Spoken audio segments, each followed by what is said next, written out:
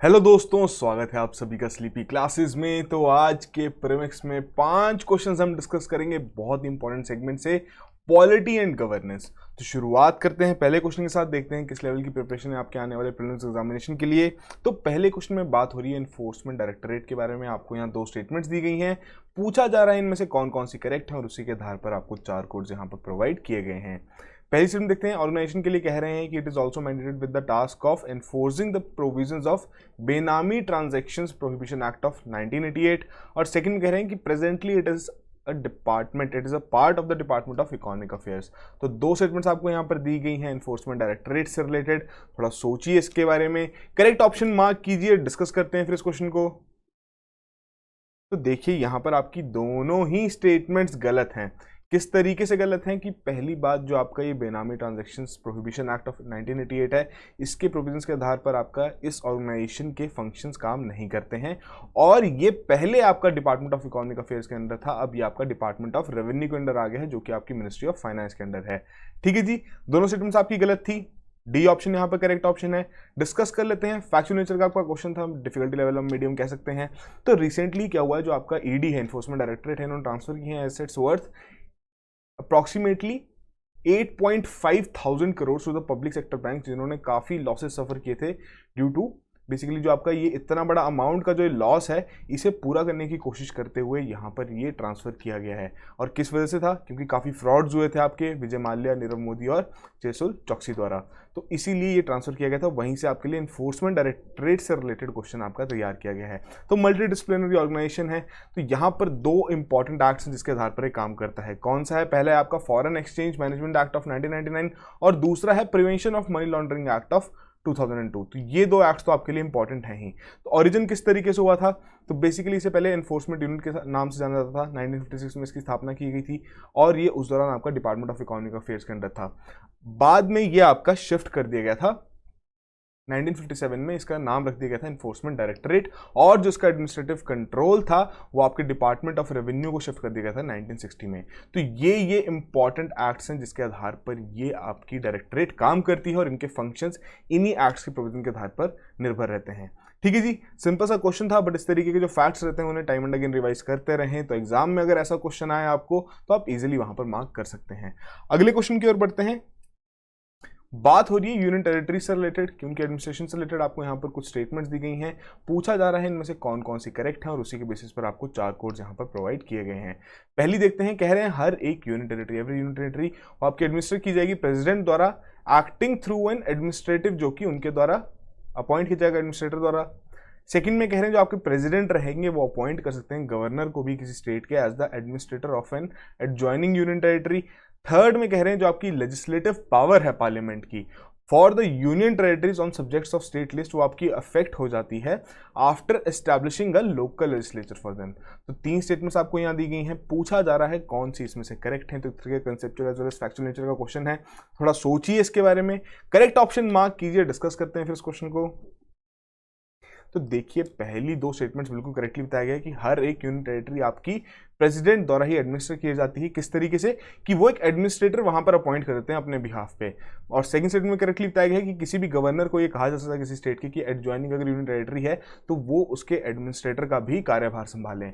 तो पहली 2 स्टेटमेंट्स तो आपकी यहाँ पर करेक्ट हैं, बट जो थर्ड स्टेटमेंट बात हो रही है कि जो लेजिस्लेटिव पावर है पार्लियामेंट की यूनियन टेरिटरीज के लिए ऑन द सब्जेक्ट्स जो कि उसके स्टेट लिस्ट के हैं, तो जनरली ये आपकी अफेक्ट नहीं होती है। तीनों ही लिस्ट में स्टेट, यूनियन और आपकी कंकरेंट, तीनों ही लिस्ट से रिलेटेड कोई भी अगर आपका सब्जेक्ट रहेगा वहां से वो कोई भी लॉ बना सकते हैं। ठीक है जी, हालांकि जब उनकी अपनी लोकल लेजिस्लेचर भी एस्टैब्लिश हो जाएगी तब भी उस चीज़ का कोई फर्क नहीं पड़ेगा। तो थर्ड स्टेटमेंट आपकी यहाँ पर इनकरेक्ट है और उसी के आधार पर ए ऑप्शन करेक्ट ऑप्शन है। डिस्कस कर लेते हैं, फैक्चुअल और कंसेप्चुअल नेचर का क्वेश्चन था, डिफिकल्टी लेवल हम इजी मीडियम कह सकते हैं, किस तरीके से आपने लक्ष्मीकांत को रिवाइज किया है। तो एडमिनिस्ट्रेटर क्या रहता है यूनियन टेरिटरी का, एक एजेंट रहता है प्रेसिडेंट द्वारा जो अपॉइंट किया जाता है, but he is not the head of the state like governor. Important point है, आपको पता होना जरूरी है। ठीक है जी, इसके अलावा क्या क्या बातें की गई हैं कि प्रेसिडेंट आपके स्पेसिफाई कर सकते हैं डेजिग्नेशन ऑफ एडमिनिस्ट्रेटर, कि लेफ्टिनेंट गवर्नर की तरह भी एक्ट कर सकते हैं, या फिर चीफ कमिश्नर या फिर एडमिनिस्ट्रेटर है, तो अलग अलग यहाँ पर डेजिग्नेशन रखी गई हैं। अब आपको ये बताना है कि लेफ्टिनेंट गवर्नर आपके कौन कौन सी यूनियन टेरिटरीज के लिए रखे गए हैं, ठीक है जी। उसके अलावा जो हमने बात की आपकी सेकंड स्टेटमेंट में कि प्रेसिडेंट आपके गवर्नर को भी अपॉइंट कर सकते हैं किसी एक स्टेट के की एडजॉइनिंग यूनियन टेरिटरी है उसके एडमिनिस्ट्रेटर की तरह वो एक्ट कर सकें, ठीक है जी। तो ये थे आपकी बेसिक्स इन्फॉर्मेशन। उसके अलावा और क्या क्या बात कर सकते हैं हम इसमें कि जो थर्ड स्टेटमेंट में आपके सब्जेक्ट लिस्ट से रिलेटेड बात हो रही थी कि जो आपकी पार्लियामेंट है अब वो किसी भी 3 लिस्ट जो कि जिसमें आपकी स्टेट लिस्ट भी आएगी, यूनियन टेरिटरीज के लिए स्टेट लिस्ट होगी, यूनियन लिस्ट होगी, कंकरेंट लिस्ट, इससे रिलेटेड जितने भी सब्जेक्ट्स हैं किसी से रिलेटेड भी वो लॉ बना सकते हैं। और ये जो पावर है पार्लियामेंट की आपकी पुडुचेरी, दिल्ली, जम्मू एंड कश्मीर तक एक्सटेंडेड है जिनके अपने लोकल लेजिस्लेचर्स भी हैं। तो मतलब क्या है कि जो लेजिस्लेटिव पावर है पार्लियामेंट की वो यूनियन टेरिटरीज पर जो उनके सब्जेक्ट्स हैं स्टेट लिस्ट के बेसिकली किसी भी तरीके का कोई इफेक्ट नहीं पड़ेगा even after establishing a local legislature for them. Important point है, इस तरीके के कंसेप्चुअल क्वेश्चन पूछे भी जाते हैं यूपीएससी में, तो कंसेप्ट्स और बेसिक्स क्लियर रखना बहुत ज़्यादा इंपॉर्टेंट है। तो आई होप आपने इसको करेक्टली मार्क किया हो। अगले क्वेश्चन की ओर बढ़ते हैं। थर्ड क्वेश्चन में आपको पार्लियामेंट्री कमेटी से रिलेटेड 3 स्टेटमेंट्स दी गई हैं और पूछा जा रहा है इनमें से कौन कौन सी इनकरेक्ट हैं।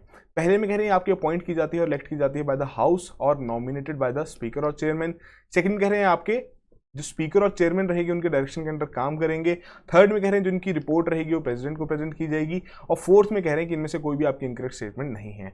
तो 4 ऑप्शंस आपको यहाँ पर दी गई हैं पार्लियामेंट्री कमेटी से रिलेटेड, बताना है इनमें से कौन सी इनकरेक्ट है। थोड़ा सोचिए इसके बारे में, करेक्ट ऑप्शन मार्क कीजिए। डिस्कस करते हैं फिर इस क्वेश्चन को। तो बहुत ही सिंपल सा क्वेश्चन है, आप इजीली बता सकते हैं कि यहाँ पर आपकी स्टेटमेंट थर्ड इनकरेक्ट है कि जो सब कुछ चीज स्पीकर और चेयरमैन के अंडर ही होना है तो वो रिपोर्ट प्रेसिडेंट को क्यों सबमिट करेंगे, वो भी आपके स्पीकर या चेयरमैन को ही सबमिट की जाएगी, ठीक है जी। तो बात कर लेते हैं conceptual as well as factual nature का क्वेश्चन था। तो पार्लियामेंट्री कमेटी क्या रहती है, क्या कमेटी रहेगी जो कि पार्लियामेंट्री कमेटी कहलाएगी कि वो पहली बात अपॉइंटेड या फिर इलेक्टेड की जाएगी हाउस द्वारा या फिर स्पीकर और चेयरमैन द्वारा नॉमिनेट की जाएगी, काम करेगी under the direction of chairman as well as speaker, फिर आपके प्रेजेंट करेगी अपनी रिपोर्ट हाउस को या फिर स्पीकर या फिर चेयरमैन को, और उनका सेक्रेटरीट भी रहेगा जो कि लोकसभा या राज्यसभा द्वारा प्रोवाइड किया जाएगा, ठीक है जी। इसके अलावा जो कंसल्टेटिव कमेटीज रहती हैं जिसमें आपके मेंबर्स ऑफ पार्लियामेंट रहती हैं तो वो आपकी पार्लियामेंट्री कमेटीज नहीं रहती हैं। क्यों? क्योंकि वो इन 4 कंडीशंस को सेटिस्फाई नहीं करती। तो कोई भी कमेटी पार्लियामेंट्री कमेटी कब कहलाएगी, जब ये 4 कंडीशंस वहां पर सेटिस्फाई होंगी। इंपॉर्टेंट पॉइंट्स हैं, कंपाइल कर लीजिए अपने नोट्स में। उसके अलावा आपकी 2 तरीके की बेसिकली पार्लियामेंट्री कमेटीज रहती हैं, एक आपकी स्टैंडिंग कमेटीज हैं, एक आपकी एडहॉक कमेटीज हैं। स्टैंडिंग कमेटीज आपकी एक तरीके से परमानेंट नेचर की हैं। एडहॉक कमेटीज नाम से ही क्लियर हो रहा है कि जब तक इनका काम रहेगा तब तक ये एग्जिस्ट करेंगी, जैसे इनका जो टास्क इन्हें असाइन किया गया था वो पूरा हो जाएगा तो उसके बाद इन्हें बंद कर दिया जाएगा, ठीक है जी। सिंपल सी चीजें थी, आई होप आपने इसको करेक्टली मार्क किया हो। अगले क्वेश्चन की ओर बढ़ते हैं। 4th क्वेश्चन में यहां आपको 2 स्टेटमेंट्स दी गई हैं, पूछा जा रहा है इनमें से कौन कौन सी करेक्ट है और उसी के लिए 4 कोड्स आपको यहां प्रोवाइड किए गए हैं। और ये है आपका यूपीएससी सीएससी 2019 का क्वेश्चन, ताकि आपको आइडिया लग सके किस तरीके के क्वेश्चंस पूछे जाते हैं। तो पहली स्टेटमेंट देखते हैं, बात हो रही है कि 44th amendment to the Constitution of India, इसने इंट्रोड्यूस किया एक आर्टिकल जो कि प्लेस करता है election of prime minister beyond the judicial review. Second में कह रहे हैं कि सुप्रीम कोर्ट ऑफ इंडिया ने स्ट्रक डाउन कर दिया था आपका 99th amendment to the Constitution of India as being a violative of the independence of judiciary. तो 2 स्टेटमेंट्स आपको दी गई हैं, 2019 का आपका एक क्वेश्चन है, थोड़ा सोचिए इसके बारे में, करेक्ट ऑप्शन मार्क कीजिए, फिर डिस्कस करते हैं किस तरीके से आप इस क्वेश्चन को अटेम्प्ट कर सकते थे। तो देखिए यहां पर जो पहली स्टेटमेंट बात हो रही है, तो जो आपकी 44th अमेंडमेंट की बात की गई है कि उसके चलते का आपका आर्टिकल इंट्रोड्यूस किया गया था जिसके चलते जो इलेक्शन थे प्राइम मिनिस्टर के वो आपकी जुडिशियल रिव्यू के बियॉन्ड कर दिए गए थे। तो ये स्टेटमेंट आपकी गलत किस तरीके से कि ये बात आपके 39th कॉन्स्टिट्यूशनल अमेंडमेंट एक्ट में की गई थी, और ये जो आपका 39 कॉन्स्टिट्यूशनल अमेंडमेंट एक्ट था ये आपके इमरजेंसी के दिनों का है। 44th अमेंडमेंट एक्ट आपके काफ़ी लेटर समय का है। तो इस तरीके के जितने भी आपके कॉन्स्टिट्यूशनल अमेंडमेंट्स की गई थी जो कि बाद में आपकी डिसरिगार्ड कर दी गई थी, उन्हें खारिज कर दिया गया था सुप्रीम कोर्ट द्वारा, तो ये आपके मोस्टली इमरजेंसी ईयर्स के ही हैं, ठीक है जी। सेकंड स्टेटमेंट बिल्कुल करेक्टली बताया गया है, 99th अमेंडमेंट जो थी कॉन्स्टिट्यूशन में उसमें बेसिकली एक नई कमेटी तैयार करने की बात की गई थी जिसके चलते जो अपॉइंटमेंट है जजेस की वो उस कमेटी द्वारा की जाएगी। तो ये स्टेटमेंट आपकी करेक्ट है, और उस कमेटी की जो स्थापना की बात की गई थी 99th अमेंडमेंट में, तो सुप्रीम कोर्ट ने इस पूरी अमेंडमेंट एक्ट को ही खारिज कर दिया था, ये कहते हुए कि जो सेपरेशन ऑफ पावर्स की बात की गई है जिसके बेसिस पर हमारा कॉन्स्टिट्यूशन निर्भर रहता है, तो वो आपका इसके अगेंस्ट जाती है, ठीक है जी। करेक्ट स्टेटमेंट आपसे यहाँ पर पूछी थी, तो उसके आधार पर आपकी सेकेंड ऑप्शन करेक्ट ऑप्शन है। डिस्कस कर लेते हैं, जैसे कि हमने बात की जो आपका 39th कॉन्स्टिट्यूशनल अमेंडमेंट एक्ट था 1975 का, तो इसके चलते क्या रखा गया था कि इस एक्ट ने प्लेस कर दिया था court the election of a person holding an office of prime minister or speaker to the parliament and the election of president and vice president beyond challenge, की जुडिशियल रिव्यू के बाहर ही निकाल दिया गया था। बट उसके बाद जो आपका state of Uttar Pradesh versus Raj Narayan, ये आपका 1976 का केस था, इसके चलते आपका ये जो आर्टिकल था ये हटा दिया गया था सुप्रीम कोर्ट द्वारा for the breach of basic structure. ठीक है जी। फिर वहीं बात करें 99th अमेंडमेंट एक्ट के बारे में, तो इसमें आपकी नेशनल जुडिशियल कमीशन की बात की गई थी। तो इसके चलते सुप्रीम कोर्ट ने डिक्लेयर किया कि जो आपका पूरा 99th अमेंडमेंट एक्ट है, ये जो अमेंडमेंट है जिसके चलते आपका नेशनल जुडिशियल अपॉइंटमेंट्स कमीशन की बात की गई है, इसे अनकॉन्स्टिट्यूशनल करार कर दिया गया है, क्योंकि जो एक सिग्निफिकेंट रोल था एग्जीक्यूटिव का वो बहुत ज़्यादा बढ़ा दिया गया था इन द अपॉइंटमेंट ऑफ जजेस, जो कि आपके हायर जुडिशरी के थे। तो वे बेसिकली जो आपकी सेपरेशन ऑफ पावर्स की बात की गई है उसके अगेंस्ट था ये एक्ट, तो उसी के चलते इसे खारिज कर दिया गया था। ठीक है जी। अब और किस तरीके के क्वेश्चन पूछे जा सकते हैं डिस्कस कर लेते हैं। तो फिफ्थ क्वेश्चन, आज का फाइनल क्वेश्चन, इंडियन पार्लियामेंट से रिलेटेड आपको कुछ स्टेटमेंट्स दी गई हैं, पूछा जा रहा है इनमें से कौन कौन सी इनकरेक्ट है, और उसी के चलते आपको 4 कोड्स यहां पर प्रोवाइड किए गए हैं। पहले में कह रहे हैं कि एक व्यक्ति आपके दोनों हाउसेस, जो पार्लियामेंट के दोनों हाउसेस हैं, उसके मेंबर नहीं रह सकते eight the same time. Second में कह रहे हैं जो स्पीकर हैं वो इलेक्ट किए जाते हैं Lok Sabha from amongst its members. Third में कह रहे हैं जो कोई हाउस है वो डिक्लेयर कर सकता है किसी भी एक सीट, किसी मेंबर की सीट को vacant if he is absent from all it's meetings for a period of 60 days without its permission, की हाउस की परमिशन वहां पर नहीं ली गई।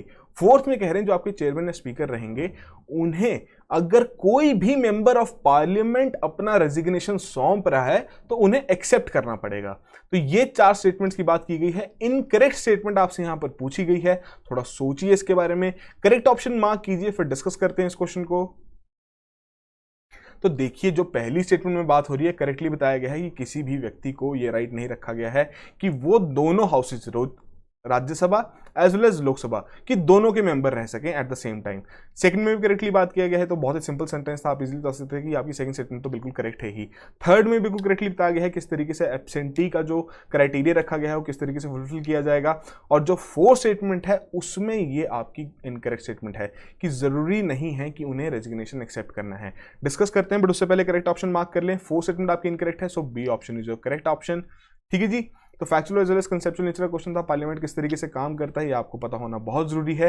तो हमारा जो representation of people act of 1951 है उसके आधार पर डबल मेंबरशिप की बात की गई है। तो उसमें आपके कुछ प्रोविजंस रखे गए हैं जिसके आधार पर एक कहा गया है कि कोई भी व्यक्ति आपके दोनों हाउसेज, राज्यसभा लोकसभा, उसका मेंबर नहीं कर सकता एट द सेम टाइम। क्या क्या प्रोविजंस हैं कि अगर किसी व्यक्ति का इलेक्शन हुआ है to the both houses of the parliament, तो उन्हें 10 दिन के अंदर इंटीमेशन देनी है कि उन्हें कौन से हाउस में सर्व करना है।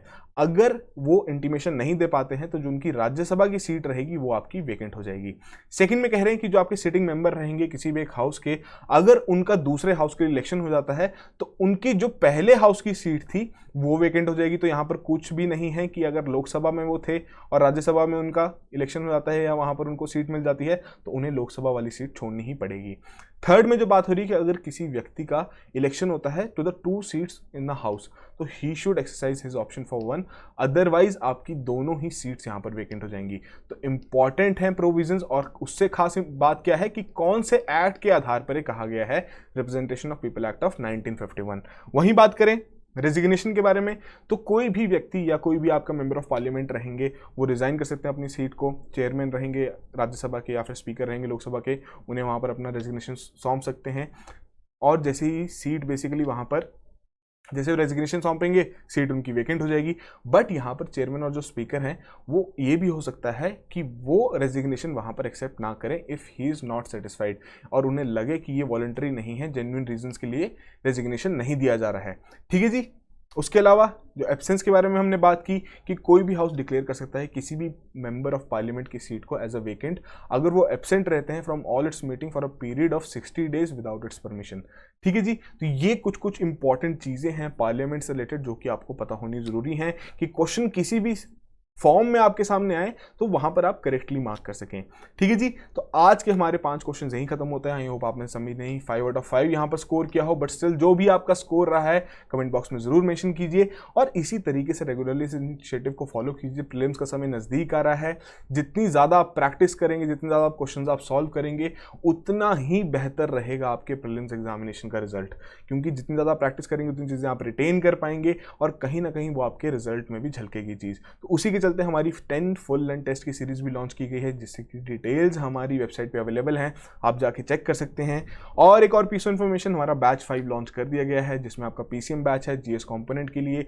इंडिविजुअल जीएस सब्जेक्ट्स कोर्सेज भी आपके सबसे पहली बार लॉन्च किए गए हैं यहाँ पर। फिर आपके ऑप्शनल सब्जेक्ट्स हैं पीएसआर और सोशियोलॉजी, और आपका एसए का भी बैच है जो कि मेंस आंसर राइटिंग के लिए बहुत ज़्यादा इंपॉर्टेंट है। और साथ के साथ आपके वेरियस कॉम्बोज भी वहाँ पर अवेलेबल हैं। सारी डिटेल्स आप हमारी वेबसाइट पे जाके चेक कर सकते हैं। आपकी कोई भी क्वेरीज हो आप हमें कॉल कीजिए, हम हर एक कोशिश करेंगे आपकी हर एक क्वेरी को यहाँ पर रिजॉल्व करने की। सो इसी तरीके से प्रिपेयर करते रहिए अपने प्रीलिम्स एग्जामिनेशन के लिए। That will be all the very best.